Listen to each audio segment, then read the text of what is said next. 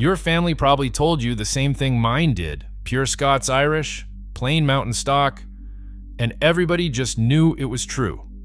But in 1943, a Virginia government official sat down at his typewriter and made a list of surnames he swore belonged to families lying about exactly that. The names on his list are ordinary, the kind you'd never look at twice, and yours might be one of them. Because one of these names didn't just get misremembered over the generations, it got scrubbed clean on purpose, and the family did the scrubbing. Number 18, Williams, Tennessee. What's the best name to have if your family is keeping a secret? The most boring one you can find. Williams is exactly that. A name you skim right past on a headstone filed under generic English without a second thought. But up on Newman's Ridge, along the Tennessee to Virginia line, the paperwork tells a stranger story. The 1830 census of Hopkins County, back before Hancock was carved out of it, listed these families under a category all their own, free people of color, marked as neither white, nor black, nor Indian. That label carried teeth, a name plain as Williams, and the government still couldn't decide which box these people belonged in. And the box it finally chose stripped them of rights their white neighbors took for granted. That wasn't an accident. Out on that ridge, a dull name was armor, and these families would need every bit of it. Number 17, Moore, Tennessee, and Virginia. If Williams hides in plain sight, Moore hides in the crowd. There are Moores in every county in America, nearly all of them as English as they sound, which is precisely the point. This is where genealogists earn their keep, because a common name is the hardest kind to trace. You can't just follow Moore through the records. You have to pin it to a specific place, a specific creek, a specific cluster of neighbors. And, along the Tennessee and Virginia border, one specific cluster of Moore households turns up inside the documented Melungeon settlements. When researchers followed those paternal lines back, they didn't end in England. They ran into the mixed European and African origins the DNA studies kept surfacing. For generations, the sheer commonness of the name did silent work, letting a mixed frontier family move through the world as just another set of Moores. And Moore is only the second name on a government list you'll see in full before this is over. Number 16, Perkins, Southern Appalachia. Say the name Perkins, and you can almost hear an English country church. It sounds lifted straight off a parish register. And for most Perkins families, it was. But here's a documented thread most people never follow. Some members of the Perkins family were connected to the Sweat family of the Redbones, a mixed ancestry community, and the Sweats traced directly back to Margaret Cornish, one of the first Africans in colonial Virginia. Sit with that because it reframes the name entirely.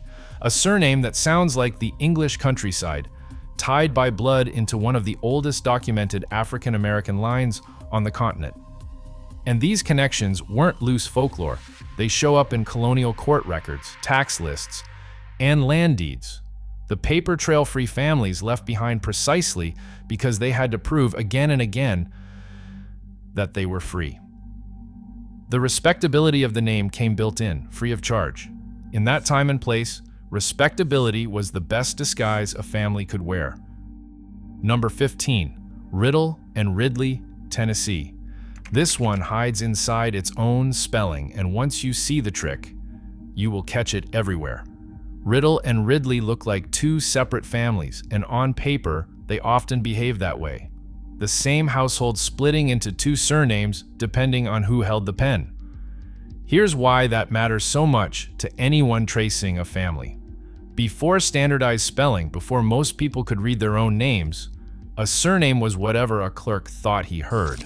Tracing a family depends on continuity, the same name, the same county, decade after decade. Break the spelling and you shatter the trail. Someone hunting for Ridley sails right past a page of riddles and the shifting racial labels. White in one census, free-colored in the next, scatter across two names nobody thinks to reconnect. careless clerk or careful family, the result was identical.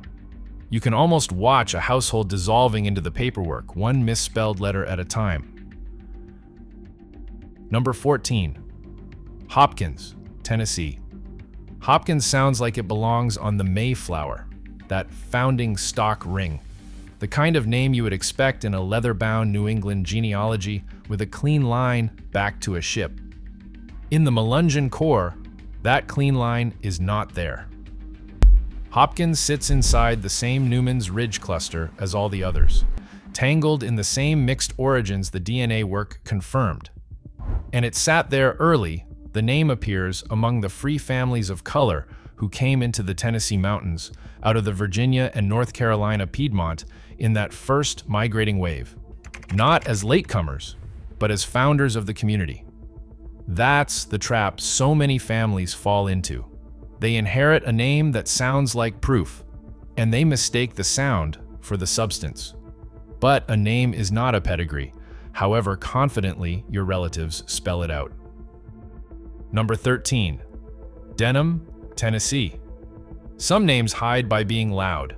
Denim hides by being quiet. It's obscure enough that nobody bothers to question it. Not common enough to raise a flag, not strange enough to earn a second look. And that silence is exactly why it's worth one. Denim sits on the documented core Melungeon surname list, a full member of the community, carried along the same ridges and through the same records as every louder name around it. Here's what makes a name like this valuable to a historian. Precisely because it's uncommon, every Denim in the early records can be tracked and connected, with far less of the confusion that swallows 1,000 Smiths or Joneses. The rare name is the researcher's friend. Denim never once announced itself, which is how a name slips through 2 full centuries with nobody checking underneath. Even the quietest name here is about to turn up somewhere very official. Number 12. Bell, Tennessee. Let's be honest for a second, because the truth is more interesting than any exaggeration. Bell appears among the surnames prominent in the earliest settlement of Hancock County, named right alongside Collins, Goens, Gibson, and Mullins. That part is documented. But Bell sits closer to the edge of the Melungeon story than its center, so here's the careful version. A Bell family in the right counties, in the right decades, near the known communities, has a genuine thread worth pulling. And plenty of other Bell families have nothing to do with any of it. This is the honest heart of the whole video. A surname is a clue, never a verdict. It's a place to start looking, not an answer in itself, which is why serious genealogists never lean on a name alone. They cross it against census records, land grants, church minutes, and only in the last 20 years, DNA. Anyone who tells you a last name by itself proves your bloodline is selling something. The evidence points. It doesn't prove. Hold on to that, because it's about to matter more than ever. Number 11. Breedlove, Southern Appalachia. Breedlove sounds invented, like a name a novelist would dream up to signal old, strange mountain blood. But it's real, it's old, and it reaches out from the Melungeon-associated families across the southern mountains. That oddness is exactly what makes it valuable to a researcher. Think of it this way. A rare, distinctive name is like a bright thread running through a gray tapestry. You can follow it. When Breedlove clusters inside a known mixed community, it's far harder to wave away as coincidence than another wall of Moores and Williamses, because there simply aren't enough Breedloves in the world for it to be chance. It reads like a tall tale. It turns out to be a documented footnote in a very real story. Number 10. Bolton, Tennessee. Bolton sounds like it belongs on a smokestack in an English mill town. Solid, industrial, unmistakably British. But the name surfaces somewhere unexpected. Bolton appears among the free African-American families who settled the South Carolina backcountry out of Virginia and North Carolina between 1790 and 1810, the same great migration stream of free families of color that fed the mixed communities of the southern mountains. That migration is the hidden engine under half these names. Free families, hemmed in and watched in the older settled counties, kept pushing toward the frontier where land was cheaper and neighbors asked fewer questions. And by now, you should feel the pattern tightening. Williams, Moore, Bolton, the plainest, most forgettable names on the county map keep turning out to be the most useful ones to carry, because nobody looks twice at a name that sounds like everyone else's. That was the whole trick. The mailbox said one thing, the record said another. So why did these families end up crowded into the same handful of hollows? Not romance, and not coincidence. The law, and a specific kind of fear. In 1834, Tennessee held a constitutional convention in Nashville, and the timing was no accident. It came just 3 years after Nat Turner's rebellion in Virginia sent a wave of panic through every slaveholding state. The delegates rewrote the rules of who counted. The old Constitution had said every freeman could vote. The new one added a single word, every free white man, and with that one word, free people of color who had voted in Tennessee since 1796 were locked out. And losing the vote was only the surface of it. Under the laws that followed, free people of color had to register with the county clerk, recording their name, age, color, and every scar and mark on their body, then carry the certificate as proof they weren't someone's runaway property. They couldn't gather freely, couldn't move at night without risk, couldn't count on the basic protections their white neighbors never thought about. So they did the rational thing. They pulled back to the ridges, married among themselves, and made their community small and closed and hard to see. Not out of clannishness, but because visibility had become dangerous. The names clustered because the people were being fenced in. Number 9. Seismore, Virginia, and Kentucky. Seismore makes this list on a technicality, and that technicality might be the most important thing in the entire video. Strictly speaking, Seismore isn't a Melungeon surname at all. It's tied in sideways through a marriage, and that side door reveals something no last name can. The documented thread runs through a woman named Aggie Seismore, daughter of George Seismore, whose paternal line carried a Native American genetic signature, the haplogroup pointing back to indigenous ancestry, not European.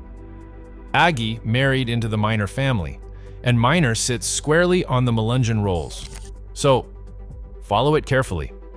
The Seismore link to this whole story doesn't travel down the Seismore name. It travels through a daughter who married out of it. And that quietly detonates the entire premise of judging your ancestry by your surname. Picture a man named Seismore today, tracing his father's father's father, hitting European roots, calling the case closed. He'd be missing everything, because the native ancestry came through the women, through daughters whose maiden names vanished the moment they married. Your surname is a single thread out of thousands. It says nothing about the grandmothers whose names dissolved into other families and carried whole bloodlines off the map. This is the single biggest blind spot in the way most people think about their last name. Number 8. Minor, Tennessee.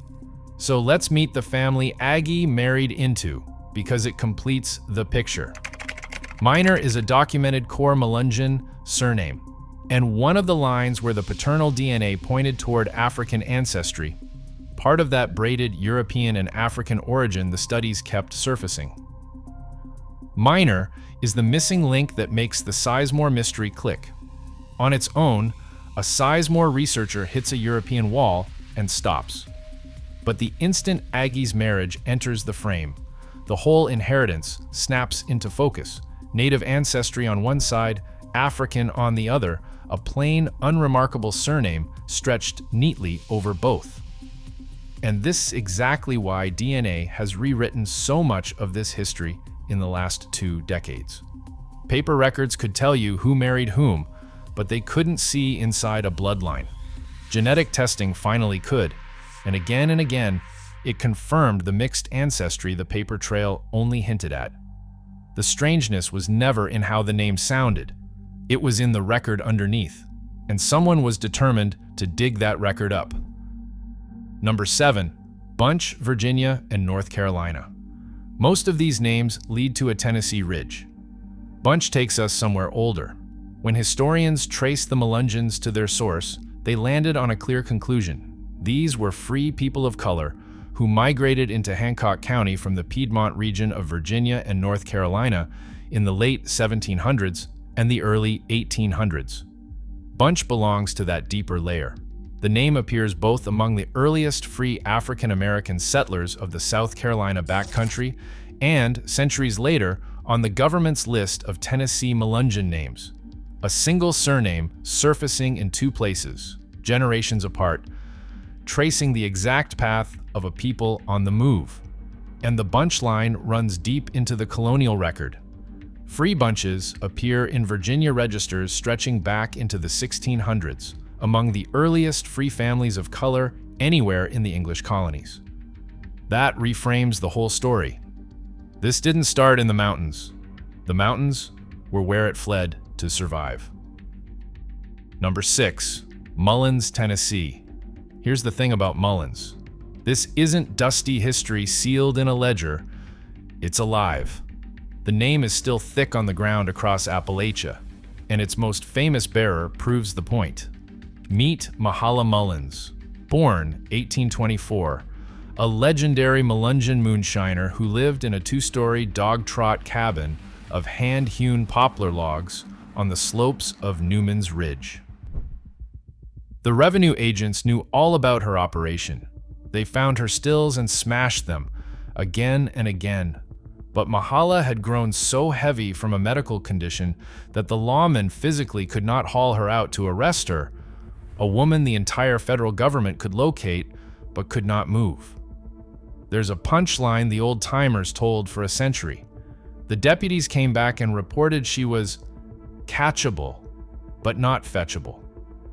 And her cabin still stands, restored in 2000, and moved down off the ridge to sit across the road from the old Vardy schoolhouse, where the Vardy community built a church and a Presbyterian mission school that for decades was the only place these mountain children could get an education. Some family histories you dig for in an archive. This one has a grave you can go stand beside, but the government wasn't interested in graves. It was interested in the living. Number 5, Bolton, Tennessee. Remember the spelling trick from Riddle and Ridley? Now watch it. Triple. Bolton, and Bowling look like 3 separate families, and functionally, on paper, that's how they behaved. One core Melungeon line fractured across 3 spellings. That fracture did real work, splitting a single family's paper trail 3 ways so its shifting racial labels never had to line up in any one ledger for any one clerk to notice. And picture the practical reality behind it. A census taker rides up a muddy hollow once every 10 years, knocks on a door, asks a name, and writes down whatever his ear catches. 10 years later, a different man rides up and hears it differently. Multiply that across generations, and one family quietly becomes 3 on paper. This is the quiet machinery humming under half the names on this list. For a family with reasons to be hard to follow, the sloppiness wasn't a problem. It was a gift. 1 family, 3 disguises, and soon one man who tried to see through all of them at once. Number 4, Gibson, Tennessee. Here's what makes Gibson land so hard. The name carried real weight. This wasn't a family scraping by at the margins of every record. Gibson stands among the most prominent surnames in the earliest settlement of Hancock County, a name attached to land, standing, and presence. Some of the earliest Gibsons in the region held substantial acreage and were people of means, which is exactly what unsettles the tidy version of Appalachian history most people carry in their heads. We assume mixed ancestry and local prominence were opposites. That one canceled the other. They didn't. A family could own land, carry real influence in the county, appear in the tax rolls as a man of property, and still be marked free person of color the moment the census taker came knocking. Status offered no immunity, and that combination, wealth plus a colored designation, made a family more visible, not less, a target for exactly the kind of official who couldn't stand to see it. Status would offer no protection at all from the man in Richmond. Number 3, Goens, Gowen, Going, Virginia, and Tennessee. Now the name with the deepest paper trail of them all, and one of the most stunning findings on this list. According to extensive genealogical research, the Goens families of the United States descend paternally from a man recorded in the 1640s as John Groweer, also known as John Gowen, one of the first Africans in colonial Virginia, whose partner, Margaret Cornish, came from the kingdom of Ndongo in what is now Angola. The story behind that record is extraordinary in itself. Gowen earned enough to buy his own son's freedom, then went to court to secure it, one of the first Africans in the colony to use the legal system to free his own child. Now, one honest caveat, because it matters.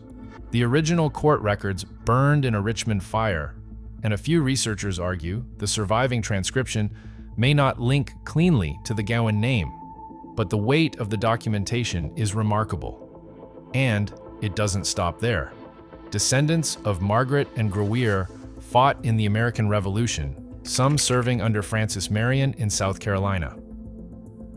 Think about the full arc, a plain Appalachian surname running in a nearly unbroken line back to the 1600s in Virginia, to an African woman from Angola, to a father fighting for his son's freedom in a colonial courtroom, to soldiers of the Revolution, all filed today under a name that sounds like nothing at all. Number 2, Collins, Tennessee. If this story has a capital, its name is Collins. Vardaman Collins, Vardy to everyone, is the patriarch of the entire community, and an 1816 Tennessee land grant placed him right on Newman's Ridge itself, on land tied to an older North Carolina military certificate, the kind of grant recorded in the county register and preserved on microfilm to this day. He's believed to be the first to settle the area, arriving out of Virginia around 1779. The whole Vardy community, church, school, and valley carries his name still. But the sharpest detail is a single line in a courthouse record. When Vardy Collins was charged with the crime of illegal voting, he didn't fight it. He quietly paid the fine. And to the researchers who later found that record, a man choosing to pay rather than contest the charge pointed straight toward the African heritage the DNA studies would eventually confirm, because contesting it would have meant standing up in open court and inviting the state to examine exactly what he was. The truth surfaced in a county ledger a full century before anyone thought to swab a cheek. And in the 1940s, a man in Richmond went hunting for exactly that kind of truth. Number 1, the name someone tried to erase, Virginia. The strongest reveal isn't a single surname, it's a list, a real one, still sitting in the Library of Virginia today. His name was Walter Plecker, and from 1912 to 1946, he ran Virginia's Bureau of Vital Statistics. He was a committed eugenicist and a leader in a white supremacist club, and he personally drafted the state's Racial Integrity Act of 1924, the law that locked the brutal one-drop rule into place. Under it, a single drop of African ancestry meant you could not be recorded as white, and falsifying that on a government form became a felony. Understand what Plecker actually controlled. Every birth certificate, every marriage license, every death record in Virginia passed through his bureau, and he used that power to reach back and reclassify people who had lived their whole lives as white or as Indian, stamping them colored against their will. He wrote directly to new mothers to tell them their own children could not be recorded as white. He instructed clerks to reject certificates. He warned midwives and doctors what to write. And in the 1940s, he mailed local registrars, physicians, and clerks a list of surnames, families he accused of striving to pass as white or Indian, with orders never to let them be recorded as white in any document that mattered. His letter even warned that these families were moving around and changing race from one county to the next, and urged officials everywhere to keep the list and watch for them. Here's why every name in this video was building to this moment. Look under Lee and Smith counties on Plecker's own list, and there they are, typed out plainly. Collins, Gibson, Moore, Goens, Bunch, Bolton, Mullins, labeled, in his words, chiefly Tennessee Melungeons. The very names from our countdown on a government list marked for erasure. And because his bureau altered and destroyed the documents families needed to prove who they were. His own successor and modern historians came to call it exactly what it was: documentary genocide, a paper erasure whose damage still blocks some Virginia tribes from federal recognition today. That's the cruel irony the whole story turns on. The pure Scots-Irish tale so many mountain families clung to was often the exact cover Plecker was hunting for, the disguise he was determined to rip away. So the plainness of these names, the drifting spellings, the quiet marriages, the retreat to the ridge, none of it was forgetting. It was survival. But hear this clearly, because it's the honest core of everything. None of this is something a surname can prove. There is no single Melungeon gene. A name is a clue, the DNA suggests. The records confirm. And the one story that turns out to be pure invention is the story of purity itself. So the next time a relative swears the family is plain, simple, pure anything, remember that in these mountains, pure was almost always the tale people invented. Never the one the records actually kept. If your family carries a name someone always went quiet about, the one nobody could quite explain, drop it in the comments, because that silence is exactly what this whole story is made of. Now, tap the video on your screen to keep going and subscribe before you do, because the next one is already waiting.